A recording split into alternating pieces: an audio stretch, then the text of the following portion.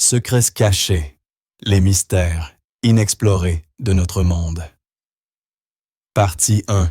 Les mystères de l'Est. Dans les étendues infinies de l'Asie, où les montagnes touchent les nuages et où les vallées cachent des secrets millénaires, se trouvent des énigmes qui défient notre compréhension moderne. Ces terres anciennes conservent ces traces de civilisation dont la sophistication technique nous échappe encore aujourd'hui. Au cœur de la province du Shanxi, en Chine, repose une structure souterraine qui n'a jamais été ouverte. Depuis plus de 2000 ans, cette construction massive attend dans l'obscurité totale. Les autorités chinoises refusent catégoriquement toute tentative d'exploration, invoquant des dangers scientifiques et culturels. Pourtant, les technologies modernes révèlent des anomalies troublantes sous la surface. Des capteurs sismiques ont détecté une cavité gigantesque, organisée selon des principes architecturaux que nous commençons à peine à comprendre. Les analyses du sol révélant des concentrations de mercure si élevées qu'elles correspondent exactement aux descriptions laissées par les chroniqueurs antiques. Ces textes parlèrent de rivières artificielles, coulant éternellement sous terre, reproduisant le réseau fluvial de tout un empire. La complexité de cette construction dépasse l'imagination. Des milliers de statues en terre cuite ont été découvertes dans les galeries périphériques, chacune unique, avec des traits du visage distincts, comme si elles avaient été modelées d'après des personnes réelles. Ces gardiens silencieux forment une armée complète, avec des fantassins, des archers, des cavaliers et des généraux. Mais ce ne sont que les défenses extérieures. Ce qui se trouve au centre demeure inconnu. Les archives mentionnent des mécanismes de protection automatique, des pièges conçus pour éliminer quiconque oserait pénétrer dans les chambres centrales. Certains évoquent des arbalètes montées sur des systèmes à déclenchement autonome, une technologie remarquablement avancée pour l'époque. D'autres parlent de passages inondés de substances toxiques. Les raisons officielles pour maintenir ce site intact sont multiples. La préservation des matériaux organiques pose un défi considérable. Lorsque les premières statues ont été mises en jour, leurs pigments colorés se sont évaporés en quelques minutes au contact de l'air. Les textiles, les documents écrits, les objets en bois ou en soie risqueraient une destruction irréversible si l'environnement hermétique était brisé. Mais au-delà des préoccupations techniques, il existe une dimension culturelle profonde.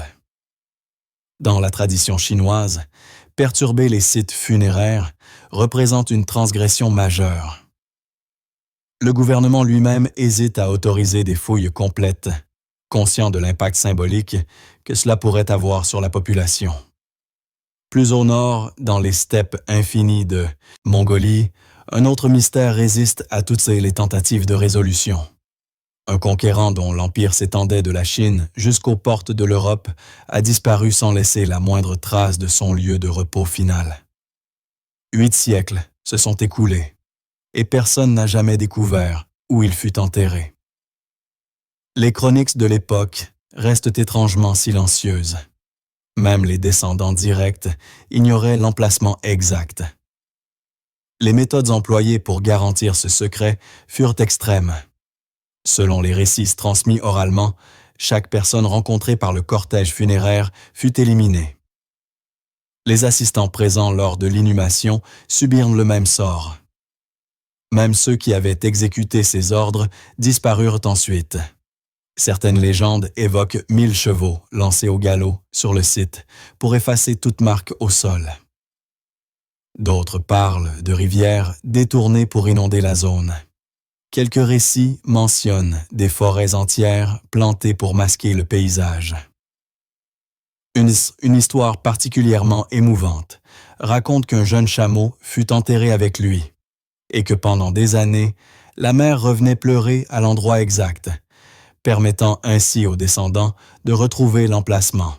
Les technologies contemporaines n'ont apporté aucune réponse définitive. Des drones équipés de capteurs infrarouges ont survolé les régions montagneuses suspectées. Des satellites ont photographié chaque kilomètre carré. Des dizaines de milliers de volontaires ont analysé ces images, cherchant des anomalies géologiques. Toutes ces tentatives se sont heurtées à l'immensité du territoire et à la résistance farouche des populations locales. Pour les habitants de ces régions, la question ne concerne pas la curiosité scientifique, mais le respect. Cet homme représente l'unification de leur peuple, l'établissement de systèmes administratifs novateurs, la création de routes commerciales qui transformèrent le monde. Perturber son repos serait perçu comme une insulte inacceptable. Le site présumé se trouve quelque part près d'une montagne considérée comme fondamentale dans l'histoire locale. C'est là qu'il serait né, là qu'il aurait prié avant d'entreprendre ses campagnes d'unification. Les autorités mongoles refusent catégoriquement toute autorisation d'excavation. Le terrain demeure sauvage, presque inaccessible, protégé par son isolement naturel. Si cette sépulture était découverte, elle pourrait contenir des artefacts provenant de tous les territoires conquis. Des objets chinois, persans, indiens, européens. Des manuscrits perdus, des cartes anciennes, des technologies oubliées. Mais pour l'instant, ce trésor hypothétique reste hors de portée, enfoui quelque part dans les vastes étendues herbeuses et les montagnes silencieuses. En Chine orientale, dans la province du Zhejiang, existe un complexe souterrain qui défie toute explication rationnelle. Découvert par hasard en 1992, lorsqu'un agriculteur décida de vider un bassin naturel, ce réseau de cavernes artificielles stupéfie par sa perfection technique. 24 grottes interconnectées, chacune présentant des dimensions colossales et une précision de taille qui évoque des machines modernes. Les plafonds s'élèvent à plus de 30 mètres. Les murs sont parfaitement lisses, recouverts de motifs ondulés parallèles, qui courent sans interruption des voûtes jusqu'au sol de pierre. Les piliers de soutien sont disposés selon une géométrie harmonieuse. Aucune trace d'occupation humaine n'a été retrouvée. Pas de foyer, pas d'outils, pas de restes organiques. Juste ces salles immenses, vides et silencieuses. L'âge estimé de ces structures dépasse 2000 ans. Pourtant, aucun document historique chinois ne mentionne leur existence. Comment une entreprise de cette ampleur a-t-elle pu disparaître complètement des archives? Les hypothèses se multiplient sans jamais aboutir à une conclusion satisfaisante. Certains chercheurs suggèrent qu'il s'agissait de greniers gigantesques, destinés à stocker des réserves alimentaires en cas de guerre ou de famine. D'autres pensent à des abris souterrains construits pour protéger la population lors de conflits. Une théorie propose que ces cavernes étaient des tombeaux, abandonnés avant d'être utilisés. Quelques analystes occidentaux penchent pour un centre cérémoniel, bien que l'absence totale de symboles contredise cette idée. L'uniformité des motifs gravés interpelle particulièrement. Ces lignes ondulantes apparaissent dans chaque grotte, identiques en tout point, suggérant une direction centralisée et une main-d'œuvre coordonnée. La quantité de roches extraites dépasse l'imagination. Plus de 800 000 mètres cubes de pierre ont été retirés avec une précision chirurgicale. Comment les outils primitifs de l'époque auraient-ils permis un tel exploit? Aujourd'hui, ces grottes reposent tranquillement sous les terres agricoles, visitées par les curieux, mais gardant jalousement leurs secrets. Les autorités locales ont établi un petit musée, mais les recherches approfondies demeurent limitées. Le mystère persiste, rappelant que l'histoire humaine contient encore des chapitres entiers qui nous échappent totalement. Au Japon, des structures sous-marines découvertes près de l'île de Yonaguni ont provoqué des débats passionnés.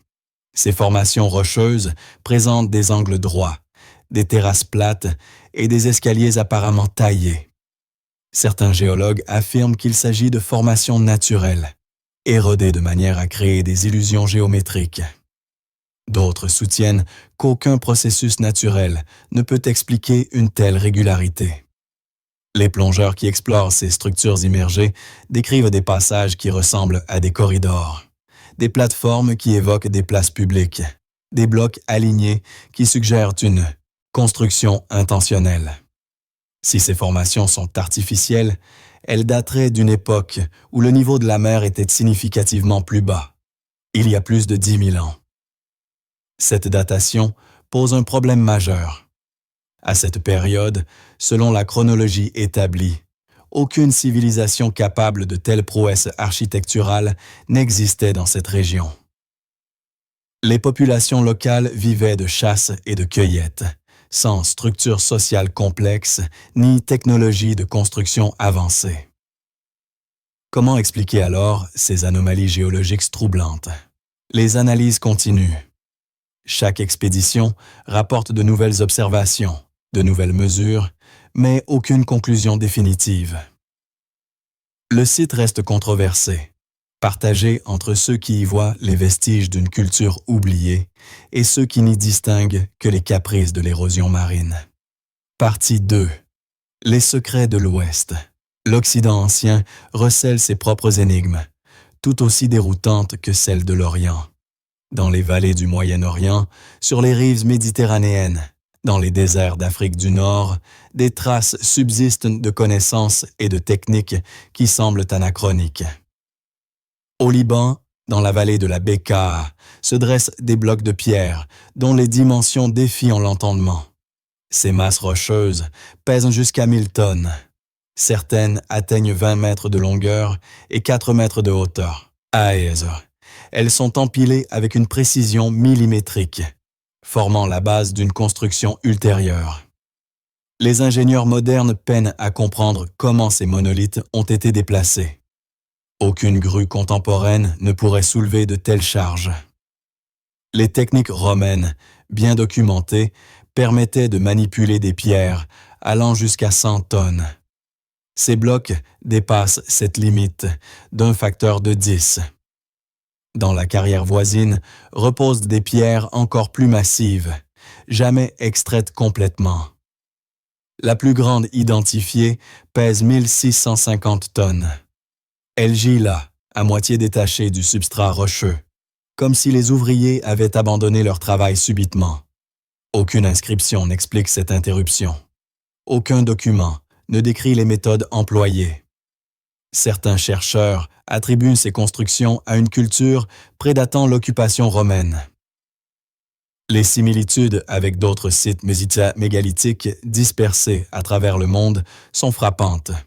Au Pérou, en Égypte, les mêmes techniques de taille et d'assemblage apparaissent, suggérant soit des contacts entre civilisations éloignées, soit l'émergence indépendante de connaissances similaires.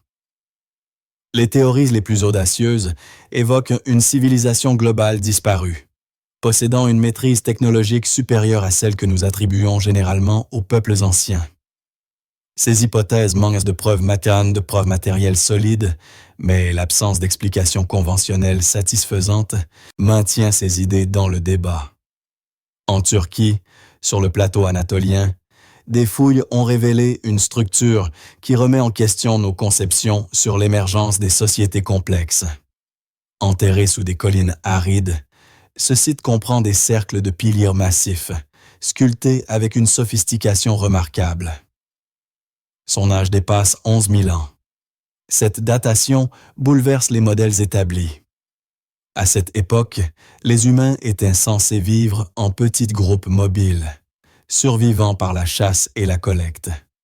L'agriculture n'existait pas. Les outils métalliques n'avaient pas été inventés. Pourtant, ce site démontre une organisation sociale capable de mobiliser d'importantes ressources humaines pour un projet monumental. Les piliers en forme de T s'élèvent jusqu'à 6 mètres et pèsent plusieurs dizaines de tonnes. Leur surface est couverte de représentations animales. Lions, taureaux sauvages, renards, serpents, scorpions. Les détails anatomiques sont précis, suggérant une observation attentive de la nature et une compétence artistique développée. Le plus troublant concerne la fonction de ce complexe. Aucun signe d'habitation n'a été trouvé. Les archéologues pensent qu'il s'agissait d'un lieu de rassemblement, peut-être utilisé lors de périodes spécifiques de l'année. Mais pourquoi construire quelque chose d'aussi colossal sans infrastructure de support permanente?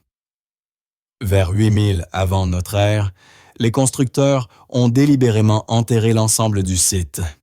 Des tonnes. Tonnes de terre et de gravats ont été transportés pour combler les structures, comme si on avait voulu sceller ses connaissances pour l'éternité. Les raisons de cet acte demeurent inconnues. Cette décision a paradoxalement permis une préservation exceptionnelle à travers les millénaires. La découverte force les spécialistes à reconsidérer la chronologie du développement humain. La complexité sociale, l'architecture monumentale, l'expression artistique élaborée apparaissent beaucoup plus tôt que prévu. Combien d'autres sites similaires attendent encore d'être découverts, cachés sous des siècles de sédimentation? En Égypte, dans la ville d'Alexandrie, une découverte récente a captivé l'attention mondiale. Lors de travaux de construction urbaine, les ouvriers ont mis au jour un sarcophage massif en granit noir. Ses dimensions exceptionnelles et son absence totale d'inscription ont immédiatement suscité la spéculation. Le coffre mesurait près de 3 mètres de longueur et pesait 30 tonnes. Contrairement aux sépultures égyptiennes typiques, ornées de hiéroglyphes et de peintures racontant la vie du défunt, celui-ci était complètement lisse. Seul un seau de plâtre, désintégré par le temps, avait été apposé. Les rumeurs se sont propagées rapidement. Certains ont imaginé qu'il s'agissait du tombeau d'une figure historique majeure, délibérément anonymisée pour des raisons politiques. D'autres ont évoqué une malédiction, similaire à celle associée aux tombes pharaoniques célèbres. La curiosité publique a atteint son paroxysme. En juillet 2018, les autorités ont décidé d'ouvrir le sarcophage. L'opération nécessitait un équipement spécialisé en raison du poids et de la profondeur. Des précautions sanitaires strictes ont été mises en place pour se protéger contre d'éventuels agents pathogènes ou gaz toxiques accumulés. Lorsque le couvercle a été soulevé, une odeur nauséabonde s'est répandue. L'eau infiltrée au fil des siècles s'était mélangée aux restes organiques, formant un liquide épais et rougeâtre. À l'intérieur reposaient 3 squelettes, empilés sans organisation apparente. Aucun trésor, aucun objet précieux, aucune inscription. Les analyses médico-légales ont révélé qu'il s'agissait de 2 hommes et d'une femme. L'un d'eux présentait des fractures crâniennes indiquant une mort violente. Les tests de datation au carbone les situent au IVe siècle avant notre ère, période correspondant au début de l'ère ptolémaïque. Le mystère s'épaissit. Pourquoi utiliser un sarcophage aussi rare et coûteux, taillé dans du granit précieux, transporté depuis Assouan, pour enterrer 3 individus ordinaires? Le matériau lui-même représentait un investissement considérable. Le transport sur des centaines de kilomètres nécessitait des ressources importantes et une main-d'œuvre qualifiée. Plusieurs hypothèses ont été proposées. Ces personnes appartenaient peut-être à une famille noble tombée en disgrâce, leur identité effacée des registres officiels. Ils pourraient être des soldats tombés lors d'un conflit important, honorés anonymement. Une interdiction culturelle ou politique pourrait avoir imposé l'effacement de leur nom. L'utilisation du granit noir ajoute une couche de complexité. Ce choix de matériaux n'était pas anodin. Le granit symbolisait la permanence, l'éternité. Pourquoi alors l'employer pour des individus dont on voulait apparemment effacer le souvenir? Cette contradiction reste inexpliquée. La découverte rappelle qu'Alexandrie, malgré son importance historique et les nombreuses fouilles menées, conserve encore d'innombrables secrets. Sous les rues modernes, sous les fondations des bâtiments contemporains, reposent les strates de millénaires d'occupation humaine. Chaque excavation révèle de nouvelles surprises, de nouveaux mystères. Dans une région désertique du sud de la Turquie, des chercheurs explorent un complexe souterrain d'une ampleur stupéfiante. Des kilomètres de tunnels, des salles spacieuses, des systèmes de ventilation sophistiqués, le tout creusé dans la roche volcanique tendre. Ces villes souterraines pouvaient abriter des milliers de personnes. Les architectes antiques ont conçu des mécanismes de défense ingénieux. D'énormes disques de pierre circulaires, pesant plusieurs tonnes, pouvaient être roulés pour bloquer les entrées. Des passages étroits et forçaient les envahisseurs potentiels à progresser en file indienne. Des pièges étaient aménagés pour piéger ou éliminer les intrus. Mais qui a construit ces refuges et pourquoi? Les datations suggèrent une utilisation intensive pendant plusieurs périodes historiques. Différentes communautés y ont trouvé protection au fil des siècles. Les raisons initiales de leur construction demeurent floues. Guerre, conditions climatiques extrêmes, menaces naturelles. L'échelle du projet impressionne. Creuser ces volumes dans la roche, même tendre, représente un effort colossal. L'évacuation des déblais, l'aménagement des systèmes de circulation d'air, l'organisation des espaces de vie, tout cela nécessitait une planification minutieuse et une coordination efficace. Aujourd'hui, seule une fraction de ces complexes a été explorée. De nombreux tunnels restent inexplorés, certains effondrés, d'autres délibérément scellés. Chaque nouvelle expédition révèle des chambres supplémentaires, des connexions insoupçonnées entre différents niveaux. Le réseau complet pourrait s'étendre bien au-delà de ce qui a été cartographié. Partie 3. Les énigmes du cosmos. Au-delà des mystères terrestres, certaines découvertes nous confrontent à des questions touchant notre compréhension de l'univers lui-même. Des cartes impossibles, des mécanismes anachroniques, des connaissances qui semblent précéder leur époque. En 1613, un cartographe ottoman a dessiné une carte qui continue de déconcerter les analystes 5 siècles plus tard. Ce document présente les côtes africaines et sud-américaines avec une précision remarquable. Plus troublant encore, il semble représenter des terres antarctiques avant leur recouvrement glaciaire. Le créateur de cette carte affirme s'être basé sur plus de 20 cartes anciennes, certaines remontant aux époques grecques et romaines. Il mentionne également avoir consulté des documents provenant d'explorateurs récents. Cependant, aucune de ces sources supposées ne peut expliquer la précision géographique observée.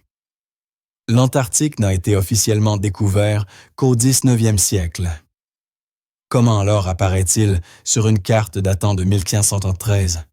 Et surtout, comment le littoral est-il représenté sans glace, correspondant à un état datant de plusieurs millénaires? Les explications proposées varient considérablement. Certains chercheurs suggèrent que des civilisations anciennes, aujourd'hui oubliées, possédaient des capacités de navigation et de cartographie bien supérieures à ce que nous supposons. Ils auraient exploré et cartographié le monde entier, transmettant leurs connaissances à travers les âges. D'autres pensent que cette précision résulte d'approximations chanceuses et d'interprétations erronées. Les erreurs de copie successives, les déformations dues aux projections cartographiques primitives, les ajouts imaginaires auraient créé par hasard des ressemblances, et ceci seul, avec la géographie réelle. Les débats techniques portent sur les méthodes de projection utilisées. Certains experts affirment que les distorsions observées correspondent à des techniques de projection sphérique impossibles pour l'époque. D'autres contestent ces analyses, arguant que les déformations sont simplement dues aux limitations des outils disponibles. La carte repose aujourd'hui dans un musée d'Istanbul, objet de fascination continue. Des équipes internationales l'ont étudiée, photographiée analysés sous tous les angles. Chaque examen apporte de nouvelles observations sans jamais clore définitivement la controverse. Cette énigme cartographique nous rappelle combien notre connaissance du passé reste fragmentaire. Les documents perdus, les savoirs disparus, les connexions insoupçonnées entre cultures éloignées, tout cela compose une histoire bien plus complexe que nos manuels ne le suggèrent. Dans le désert californien existe un phénomène naturel qui a mystifié les observateurs pendant près d'un siècle. Sur un lit de lac asséché, des pierres se déplacent, traçant de longues lignes dans la boue craquelée. Personne ne les voyait bouger, pourtant les traces étaient indéniables. Les explications proposées au fil des décennies incluaient des vents extraordinairement violents, des tapis d'algues glissantes, même des champs magnétiques terrestres. Certains évoquaient des interventions moins conventionnelles. Toutes ces théories échouaient à reproduire le phénomène de manière satisfaisante. En 2011, une équipe de chercheurs a installé des traceurs GPS sur 15 pierres, des caméras temporisées et une station météorologique. Ils s'attendaient à attendre des années avant d'observer quoi que ce soit. 2 ans plus tard, ils ont enfin assisté au spectacle. Les conditions requises s'avèrent extrêmement spécifiques. D'abord, des pluies doivent créer une couche d'eau peu profonde, environ 7 à 10 cm. La nuit, les températures descendent sous zéro, formant une fine couche de glace fragile. Au matin, le soleil fait fondre cette glace, créant des plaques flottantes qui poussent doucement les pierres. Le vent n'a même pas besoin d'être particulièrement fort. Les plaques de glace agissent comme des voiles, capturant le moindre souffle et le transmettant aux roches. Le mouvement reste imperceptible à l'œil nu, mais accumulé sur plusieurs heures, il produit ces longues traces mystérieuses. Une pierre a été enregistrée parcourant plus de 200 mètres en un seul événement. Les traces peuvent persister 3 ou 4 ans avant que l'érosion ne les efface complètement. Cette durabilité explique pourquoi tant de marques s'entrecroisent, créant un labyrinthe de lignes apparemment chaotique. Le mystère résolu n'enlève rien à la beauté du phénomène et démontre que la nature peut produire des merveilles sans intervention surnaturelle. Il rappelle également l'importance de l'observation patiente et de la méthode scientifique rigoureuse pour percer les secrets du monde. D'autres énigmes concernent des objets dont la fonction demeure incomprise. À travers l'Europe du Nord, plus de 130 petits objets en bronze ont été découverts. Dodécaèdres réguliers, faces pentagonales et percées de trous de taille variable, nœuds à chaque angle. Leur fabrication exigeait une compétence métallurgique considérable. Aucun document antique ne les mentionne. Aucune illustration ne les représente. Leur répartition géographique se limite aux provinces périphériques de l'Empire romain, jamais en Italie même. Cette absence au cœur de l'Empire intrigue profondément. Les théories abondent. Instruments de mesure pour les angles solaires, outils de calibration pour l'artillerie, objets utilisés dans des pratiques interdites par les autorités, jouets élaborés pour les enfants de familles aisées. Aucune explication ne satisfait complètement toutes les observations. L'absence de standardisation complique l'analyse. Les trous varient en diamètre d'un objet à l'autre. Les tailles oscillent entre celles d'une balle de golf et celles d'un pamplemousse. Si c'était un des outils de mesure, on attendrait une uniformité stricte. Cette variabilité suggère plutôt des fonctions symboliques ou décoratives. Certains ont été trouvés dans des tombes, accompagnant des défunts. D'autres gisaient parmi des trésors de pièces de monnaie, indiquant une valeur significative. Leur présence dans des contextes funéraires pourrait suggérer une dimension symbolique ou protectrice. Le mystère persiste. Ces petits objets énigmatiques continuent de défier notre compréhension, gardiens silencieux de connaissances perdues. Dans les manuscrits anciens, conservés précieusement à travers le monde, certains textes résistent obstinément à toute tentative de déchiffrement. Un livre hongrois, découvert au 19e siècle, contient 400 pages d'une écriture unique, accompagnée d'illustrations troublantes, mêlant des éléments de diverses traditions. Les milliers de symboles qui composent ce texte n'apparaissent dans aucun système d'écriture connu. Les linguistes ont tenté toutes les approches. Analyse statistique, comparaison avec des langues mortes, recherche de patterns récurrents. Rien ne fonctionne. Le livre refuse de révéler son message. Les images ajoutent au mystère. Des scènes de vie quotidienne côtoient des représentations qui évoquent différentes traditions spirituelles sans appartenir clairement à aucune. Cette hybridation suggère soit une communauté aux pratiques syncrétiques, soit une création délibérément obscure. Certains experts suspectent une supercherie élaborée du 19e siècle, conçue pour mystifier les érudits. D'autres maintiennent que l'authenticité et la cohérence interne du texte plaident pour une origine authentique, même si incompréhensible. Les techniques d'analyse modernes n'ont pas percé le secret. L'intelligence artificielle, capable de décoder des langues anciennes en comparant des corpus massifs, échoue face à ce document unique. Sans texte parallèle, sans pierre de rosette fournissant une clé de traduction, le manuscrit demeure impénétrable. Il repose dans une bibliothèque hongroise, objet d'étude continue. Chaque génération de cryptographes et de linguistes s'y confronte avec un espoir renouvelé. Pour l'instant, il garde ses secrets, rappelant l'humilité nécessaire face aux limites de notre compréhension. Au large des côtes d'Israël, des plongeurs ont découvert des vestiges de structures submergées.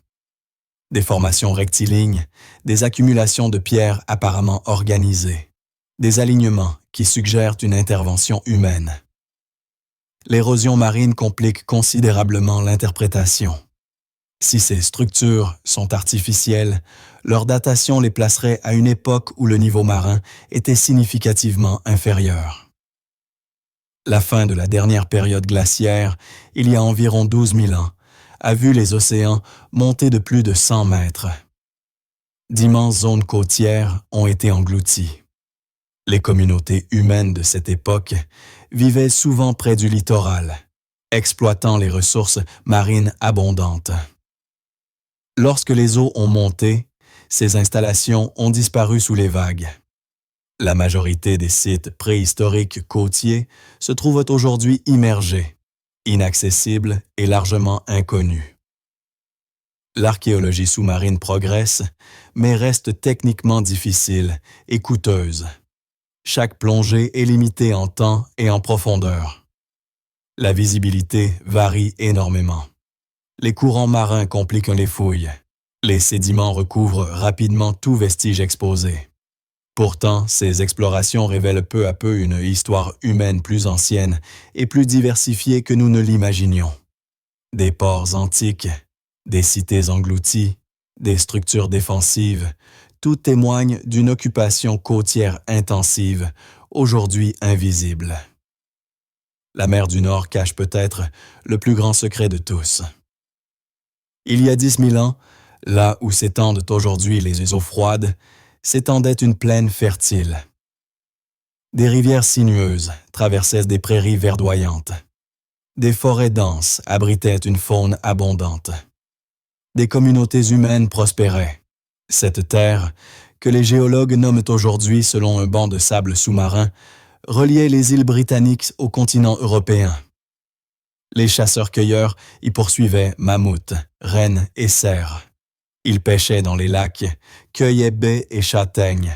C'était un territoire riche, accueillant. Puis le climat a changé. La dernière période glaciaire s'est achevée. Les calottes glaciaires ont fondu. Le niveau des océans a progressivement monté. Les terres basses ont été inondées. Les plaines fertiles se sont transformées en marécages, puis en eaux peu profondes. avant de disparaître complètement sous les vagues. Le coup final est venu il y a environ 8200 ans. Un glissement de terrain sous-marin massif au large de la côte norvégienne a déclenché un tsunami gigantesque. Les vagues ont balayé les dernières terres émergées, engloutissant tout sur leur passage. Les communautés qui y vivaient encore ont été dispersées ou anéanties. Certaines régions plus élevées ont peut-être survécu quelques siècles supplémentaires. Des collines et des forêts protégées par l'altitude ont offert un dernier refuge. Mais vers 500 avant notre ère, la mer du Nord avait complètement submergé toutes les terres restantes. Un monde entier avait disparu. Les pêcheurs modernes remontent régulièrement des vestiges de ce passé englouti. Des défenses de mammouths émergent des filets. Des outils en silex témoignent de la présence humaine. Des restes fossilisés d'animaux terrestres prouvent l'existence de ces écosystèmes perdus. Même des empreintes de pas humaines ont été découvertes, préservées dans la boue pétrifiée. En 2019, des chercheurs ont identifié une forêt submergée. Les troncs d'arbres, restés debout sous l'eau pendant des millénaires, offrent un aperçu saisissant de ces paysages disparus. L'espoir de trouver des vestiges de villages ou de campements alimente les recherches continues. Les compagnies pétrolières, en effectuant des relevés sismiques du fond marin, ont involontairement cartographié les contours de cette terre perdue. Les archéologues utilisent maintenant ces données pour reconstruire la géographie ancienne. Des vallées fluviales, des lacs, des zones d'habitat probables apparaissent progressivement. Cette histoire n'est pas qu'un exercice académique. Elle résonne avec nos préoccupations contemporaines. Le changement climatique actuel, la montée des océans, la menace pesant sur les zones côtières densément peuplées, tout cela fait écho à ce qui s'est produit il y a 10 000 ans. La différence réside dans l'échelle de temps et l'ampleur de la population affectée. Des millions de personnes vivent aujourd'hui dans des zones qui pourraient être inondées si les températures continuent d'augmenter. Les grandes métropoles côtières, les deltas fertiles, les îles basses, tous sont vulnérables. L'exemple de cette terre engloutie nous rappelle que la géographie n'est pas immuable. Ce que nous considérons comme permanent peut disparaître en quelques générations. Mais cette région perdue représente aussi une énigme culturelle. Était-elle simplement un pont terrestre permettant les migrations? Ou abritait-elle des communautés développées avec leurs propres traditions? Des échanges commerciaux se produisaient-ils entre les différentes régions? Quelle était la densité de population? Quel niveau d'organisation sociale existait? Tant de questions demeurent sans réponse. Les rares artefacts récupérés offrent des indices fragmentaires. Chaque découverte suscite plus d'interrogations qu'elle n'apporte de certitudes. Le fond de la mer du Nord garde jalousement ses secrets, protégé par des mètres de sédiments et d'eau froide. Les chasseurs de trésors amateurs scrutent les plages néerlandaises après chaque tempête, espérant trouver des fossiles ou des outils échoués. Parfois, ils font des découvertes remarquables. Un fragment de crâne humain, un harpon décoré, une lame de silex exceptionnellement bien travaillée. Chaque objet raconte une histoire minuscule d'un monde disparu. L'avenir réserve peut-être des révélations majeures. Les technologies de détection s'améliorent constamment. Les robots sous-marins peuvent explorer des zones auparavant inaccessibles. Les techniques d'analyse non invasive permettent d'identifier des structures enfouies sans excavation destructive. Peut-être découvrirons-nous un jour un village préservé, offrant enfin un aperçu détaillé de ses vies englouties. Dans le désert égyptien, non loin du Nil, repose une pierre colossale qui n'a jamais achevé son voyage. Cet obélisque inachevé, toujours attaché à la roche-mère, représente l'ambition démesurée d'une époque révolue. S'il avait été complété, il aurait atteint plus de 40 mètres de hauteur et pesé 1200 tonnes. La taille de ce monolithe dépasse tout ce que les Égyptiens avaient tenté auparavant. Pourquoi entreprendre un projet aussi titanesque? Quelle vision guidait ces artisans? La face visible montre un travail minutieux, des surfaces lissées avec précision. Puis, soudainement, tout s'est arrêté. Une fissure dans le granit. Voilà l'explication officielle. Un défaut dans la pierre a rendu l'ensemble du projet impossible à poursuivre. Des mois, peut-être des années de travail, abandonnés à cause d'une imperfection découverte trop tard. Les ouvriers ont posé leurs outils et ne sont jamais revenus.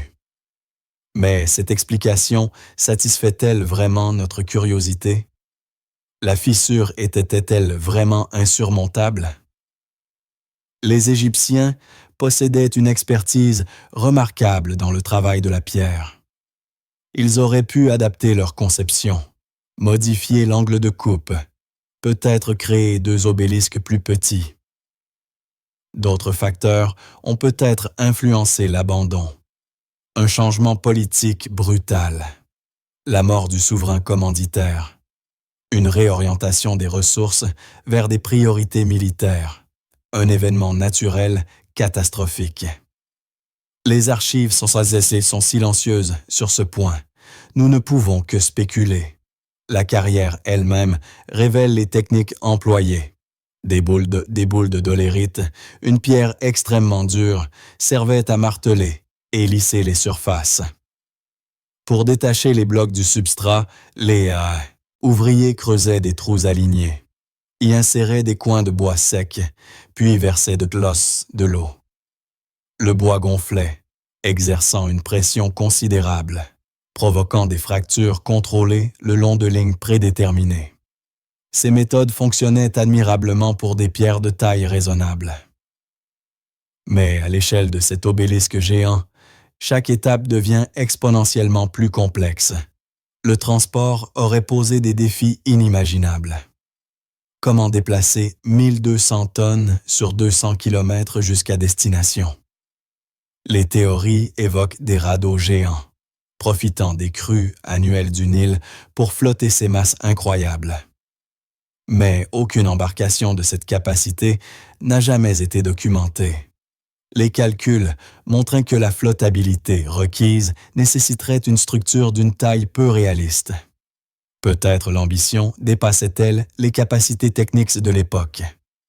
Peut-être les planificateurs ont-ils réalisé trop tard l'impossibilité pratique de leur vision. L'obélisque inachevé témoignerait alors des limites même des plus grandes civilisations. Aujourd'hui, les visiteurs contemplent ce géant échoué, imaginant ce qu'il aurait pu devenir. Monument à l'orgueil humain, preuve de notre capacité à rêver au-delà du possible, ou simple accident de l'histoire. Une pierre imparfaite qui a mis fin à un projet grandiose. En Inde, dans les collines du Maharashtra, existe un temple qui défie toute logique constructive. Contrairement aux édifices bâtis pierre par pierre, celui-ci a été entièrement sculpté dans une seule falaise de basalte. Les artisans ont commencé au sommet et ont taillé vers le bas, retirant plus de 400 000 tonnes de roches. Le résultat surpasse en taille le Parthénon d'Athènes. 30 mètres de hauteur, 300 mètres de longueur, 175 mètres de largeur. Une cour en forme de U plonge de 50 mètres dans la roche vivante. Chaque centimètre est décoré de sculptures d'une finesse extraordinaire. Comment une telle prouesse fut-elle accomplie? Les archives suggèrent 18 ans de travail continu. Cette rapidité paraît incroyable compte tenu de l'ampleur du projet et des outils disponibles. Des marteaux et des ciseaux simples, rien de plus sophistiqué. Pourtant, la précision des coupes, la régularité des surfaces, tout évoque une maîtrise technique exceptionnelle. Certains chercheurs suspectent que la structure pourrait être bien plus ancienne que la datation officielle. Les techniques nécessaires sembleraient anachroniques pour le 8e siècle. Des hypothèses audacieuses évoquent une civilisation oubliée, des connaissances perdues, même des technologies inexpliquées. Les traces d'outils sur la pierre montrent des marques de forage presque parfaitement rectilignes. Des coupes d'une netteté qui surprend les ingénieurs modernes. Comment obtenir une telle précision manuellement? L'absence de site de carrière à proximité ajoute au mystère. Où sont passées les 400 000 tonnes de débris? Les murs intérieurs et extérieurs sont couverts de bas-reliefs représentant des récits mythologiques. Chaque panneau raconte une histoire complexe avec des dizaines de personnages. Les proportions anatomiques sont respectées, les expressions faciales variées, les détails vestimentaires minutieux. C'est une encyclopédie sculptée dans la pierre. Plus de 30 millions de caractères en sanskrit ont été gravés dans la roche. La majorité n'a jamais été traduite. Ces textes pourraient contenir des informations précieuses sur les techniques de construction, les motivations des bâtisseurs, l'organisation sociale de l'époque. Mais le déchiffrement progresse lentement, entravé par l'érosion et le manque de ressources. Une légende locale raconte qu'un architecte promit d'achever le sommet en 1 semaine pour sauver une vie. En commençant par le haut et en sculptant vers le bas, il tint parole. Cette histoire, bien que probablement mythique, capture l'émerveillement que ce lieu inspire. Au XVIIe siècle, un dirigeant tenta de détruire le temple. 1000 hommes travaillèrent pendant 3 ans. Ils ne réussirent qu'à endommager quelques sculptures mineures. La dureté du basalte et la solidité de la structure rendirent la démolition impossible. Le temple survécut, témoignage involontaire de la pérennité de certaines créations humaines. Cette merveille architecturale pose des questions fondamentales sur nos ancêtres. Quelle vision les animait pour entreprendre un projet aussi colossal? Quelle organisation sociale permettait de mobiliser et de coordonner tant d'artisans pendant près de 2 décennies? Quelle transmission du savoir assurait la cohérence stylistique et technique du début à la fin? Les réponses demeurent partielles. Le temple se dresse, silencieux et majestueux, gardien de ses propres secrets. Chaque pierre raconte une histoire que nous commençons à peine à déchiffrer. Dans les archives d'un musée suédois repose un manuscrit qui a fasciné et terrifié pendant 8 siècles. Sa taille extraordinaire nécessite 2 personnes pour le manipuler. Ces pages contiennent non seulement des textes sacrés, mais aussi des connaissances médicales, historiques, astronomiques. Et au centre, une image qui a donné son nom à l'ouvrage. Cette représentation, d'une taille inhabituelle pour l'époque, montre une figure aux yeux lumineux, à la langue rouge et aux griffes acérées. Son emplacement central, sa dimension démesurée, tout suggère une importance particulière. Pourquoi un manuscrit, par ailleurs conventionnel, contient-il une telle illustration? La légende parle d'un homme confronté à une sentence terrible, qui proposa de créer en une nuit un livre contenant tout le savoir humain. Réalisant l'impossibilité de la tâche, il aurait fait appel à des forces obscures. L'ouvrage fut achevé avant l'aube. En remerciement, il aurait peint cette image troublante. Les analyses modernes révèlent que l'écriture provient effectivement d'une seule personne, maintenue de la première à la dernière page avec une cohérence remarquable. Le projet aurait nécessité plusieurs années de travail ininterrompu. La quantité de peau animale utilisée est impressionnante, représentant les peaux de plus de 160 veaux. Le contenu mêle des textes attendus avec des éléments surprenants, des formules médicales côtoient des incantations, des chroniques historiques alternent avec des catalogues d'entités surnaturelles. Cette diversité suggère une volonté encyclopédique, un désir de rassembler des connaissances dispersées. Le manuscrit a traversé les guerres, les révolutions, les changements de régime. Il a été saisi comme butin militaire, transporté à travers l'Europe, conservé précieusement malgré les troubles. Certains prétendent qu'il porte malheur, que ses propriétaires successifs ont connu des destins tragiques. Ces récits, probablement exagérés, ajoutent à son aura mystérieuse. Aujourd'hui accessible aux chercheurs, il continue de révéler des secrets. Les techniques d'imagerie moderne permettent de lire des textes effacés, de détecter des corrections invisibles à l'œil nu, de comprendre les méthodes de fabrication des pigments. Chaque analyse approfondit notre compréhension sans épuiser le sujet. Ce manuscrit représente bien plus qu'un objet de curiosité. Il témoigne de la soif de connaissance, de la patience nécessaire pour accomplir de grandes œuvres, de la créativité humaine s'exprimant même dans les circonstances les plus contraignantes. Dans les étendues arides de l'Amérique centrale, des sphères de pierre parfaitement rondes parsemant le paysage. Découvertes dans les années 30, lors du défrichement de terres agricoles, elles ont immédiatement suscité l'étonnement. Certaines mesurent à peine quelques centimètres, d'autres dépassent 2 mètres de diamètre et pèsent 16 tonnes. Le matériau, une roche volcanique extrêmement dure, rend leur fabrication d'autant plus impressionnante. Comment polir une sphère aussi massive avec une telle précision? Les variations de la rondeur parfaite se comptent en millimètres. Même avec des outils modernes, reproduire cette perfection constituerait un défi. La culture responsable de ces créations a disparu avant l'arrivée des Européens. Aucun document écrit n'explique leur fonction ou leur signification. Les sphères apparaissent parfois alignées, suggérant une disposition intentionnelle. Mais selon quels critères? Astronomiques, géographiques, sociaux. Certaines ont été trouvées devant des habitations de personnages importants, suggérant un marqueur de statut. D'autres semblent disposées selon des motifs géométriques complexes. Quelques analystes proposent qu'elles représentaient des corps célestes, un modèle tridimensionnel du cosmos. Malheureusement, beaucoup ont été déplacés au XXe siècle, parfois détruites dans l'espoir de trouver de l'or à l'intérieur. Ces actions ont détruit des informations contextuelles irremplaçables.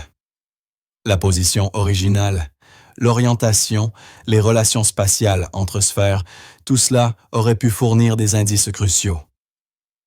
Les quelques sites préservés font maintenant l'objet de protections strictes.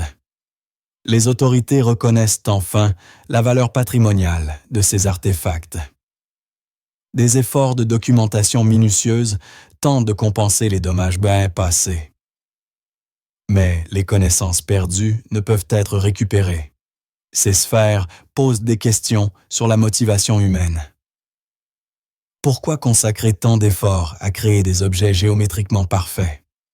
Quelle satisfaction tirent les artisans de cette perfection?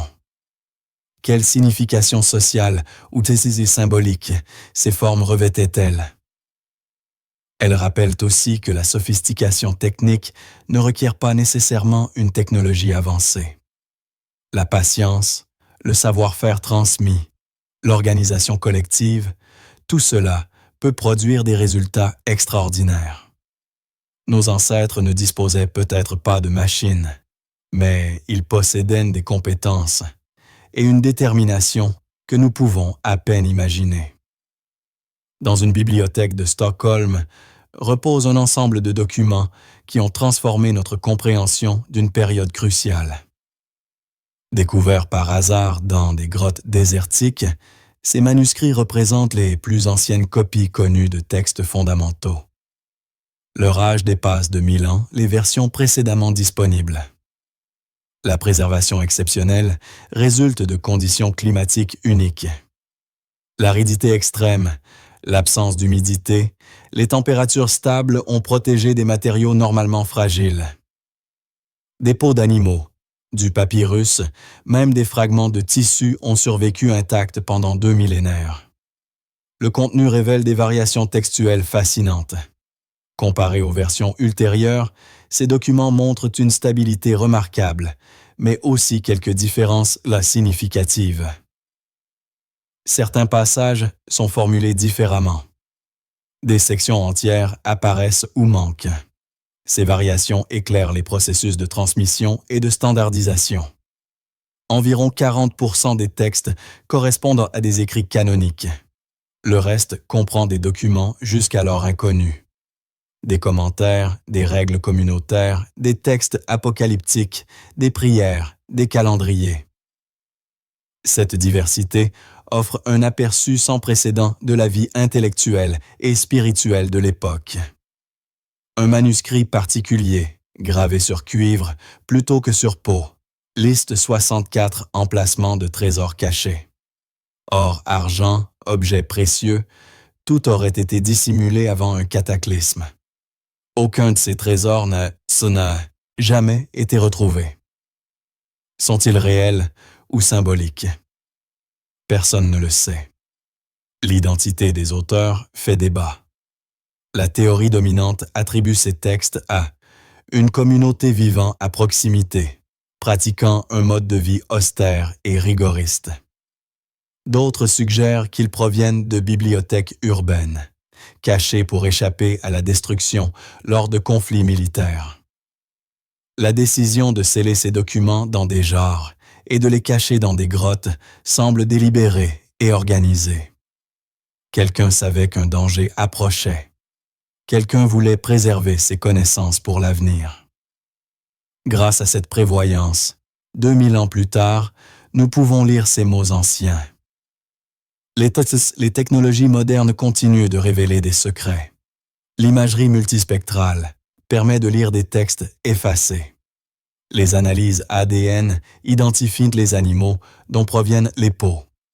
La datation au carbone précise les chronologies. Chaque technique apporte de nouvelles informations. Ces manuscrits ne sont pas seulement des curiosités archéologiques. Ils représentent une fenêtre directe sur le passé, un dialogue à travers les millénaires. Les questions qu'ils soulèvent, les certitudes qu'ils ébranlent, les perspectives qu'ils ouvrent, tout cela enrichit notre compréhension de l'histoire humaine d'Amen. En Égypte, dans les sables entourant une ancienne métropole, des rumeurs persistent sur un labyrinthe perdu. Des historiens antiques l'ont décrit comme surpassant même les pyramides en complexité et en échelle. Puis il a disparu, englouti par le désert et l'oubli. Des fouilles récentes suggèrent que la légende pourrait avoir une base réelle. Les textes anciens parlent de 3000 chambres réparties sur 2 niveaux. Des cours intérieures entourées de colonnes. Des passages sinueux connectant des salles décorées de hiéroglyphes. Une construction d'une ambition démesurée, nécessitant des décennies de travail et des ressources immenses. Un historien grec du 5e siècle avant notre ère affirme l'avoir visité personnellement. Selon lui, la structure dépassait en main-d'œuvre et en coût tous les édifices grecs combinés. D'autres auteurs antiques confirment son existence, ajoutant des détails sur son agencement et sa décoration. Puis le silence. Pendant des siècles, aucune mention. Le site fut oublié, recouvert par les sables, transformé en carrière de pierre. Les habitants locaux ignoraient qu'ils marchaient au-dessus d'une merveille enterrée. En 2008, des archéologues utilisant des technologies de détection souterraine ont identifié des anomalies correspondant à d'immenses structures enfouies. Les relevés radars révèlent des chambres, des couloirs, des espaces organisés selon des schémas géométriques complexes. Le labyrinthe existe. Mais alors commence un autre mystère. Les autorités ordonnent que les résultats restent confidentiels. Les chercheurs attendent des années l'autorisation de publier leurs découvertes. Aucune excavation majeure n'est entreprise. L'accès au site demeure strictement contrôlé. Pourquoi cette réticence? Certains spéculent sur des raisons de sécurité nationale. D'autres évoquent des préoccupations sur la stabilité du site. Quelques-uns murmurent que les autorités craignent ce qui pourrait être découvert. Quel secret pourrait justifier un tel silence? Les théories abondent. Le labyrinthe pourrait contenir des tombes royales intactes, remplies de trésors inestimables. Des textes anciens pourraient révéler des informations historiques bouleversantes. Des technologies perdues pourraient remettre en question nos conceptions sur les capacités des civilisations antiques. Pour l'instant, le labyrinthe reste inaccessible, protégé par la bureaucratie autant que par le sable. Les images radars circulent, alimentant la fascination mondiale. Mais sans excavation réelle, le mystère demeure entier. Peut-être un jour, les chambres seront ouvertes et leurs secrets révélés. Ou peut-être resteront-elles cachées, ajoutant une couche supplémentaire à cette énigme millénaire. Le monde regorge de mystères qui résistent à nos tentatives d'explication. Chaque découverte semble soulever plus de questions qu'elle n'apporte de réponses. Les technologies progressent, les méthodes s'affinent, mais certaines énigmes demeurent obstinément impénétrables. Ces mystères nous rappellent l'humilité nécessaire face à l'inconnu. Ils nous enseignent que notre compréhension du passé reste fragmentaire, que des chapitres entiers de l'histoire humaine nous échappent encore. Ils nous invitent à continuer d'explorer, de questionner, de chercher. Peut-être que dans un futur proche, de nouvelles découvertes éclaireront ces zones d'ombre. Peut-être que des technologies soi-disant émergentes permettront de percer des secrets gardés pendant des millénaires. Ou peut-être que certaines énigmes resteront à jamais irrésolues, gardiens éternels du mystère et de l'émerveillement. Car c'est dans cette quête que réside peut-être l'essence même de notre humanité, la curiosité qui nous pousse à sonder l'inconnu, le désir de comprendre d'où nous venons et comment nous en sommes arrivés là. L'espoir que chaque réponse trouvée nous rapprochera un peu plus de la vérité. Les pierres silencieuses, les manuscrits cryptiques, les structures enfouies, tous attendent patiemment que nous déchiffrions leur message. Ils témoignent de l'ingéniosité, de la créativité, de la détermination de ceux qui nous ont précédés. Ils nous relient à un passé lointain tout en éclairant notre présent. Et peut-être, dans l'obscurité de la nuit, lorsque le monde moderne se tait, ces mystères anciens murmurent encore leurs secrets. Pour ceux qui savent écouter, pour ceux qui osent imaginer, pour ceux qui refusent d'accepter que certaines questions resteront sans réponse, car, au fond, ces énigmes ne concernent pas seulement le passé. Elles parlent de nous, de notre place dans l'univers, de notre capacité à transcender les limites apparentes de notre condition. Elles nous rappellent que l'histoire n'est jamais complètement écrite, qu'il reste toujours des pages à découvrir, des chapitres à déchiffrer.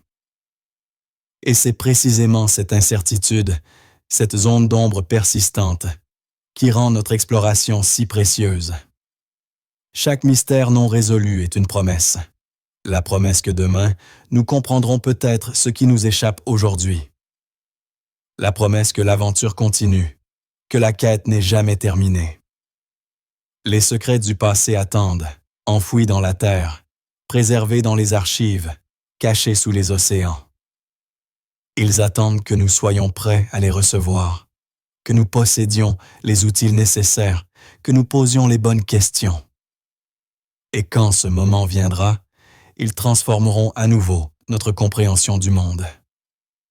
Merci d'avoir écouté Secrets cachés. Ces mystères anciens continueront de hanter nos pensées, d'alimenter notre imagination, de nous rappeler que le monde est bien plus vaste et étrange que nous ne l'imaginons. Dormez bien si vous le pouvez.